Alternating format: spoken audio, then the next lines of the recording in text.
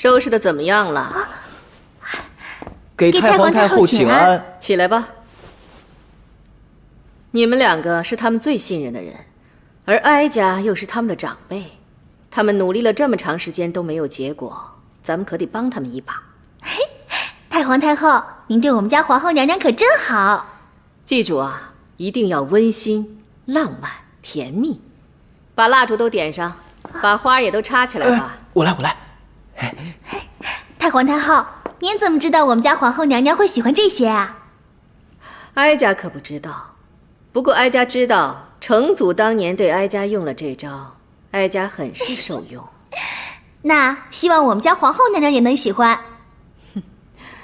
你们快把这儿收拾好哦，哀家还要去看看衣服准备的怎么样了。这太皇太后又使什么幺蛾子？我脱了啊！哎，不说话我可脱了啊！哎，你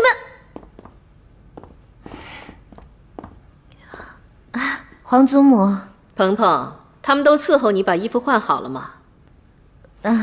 那你裹着个破袍子干嘛呢？快脱了。你确定要看？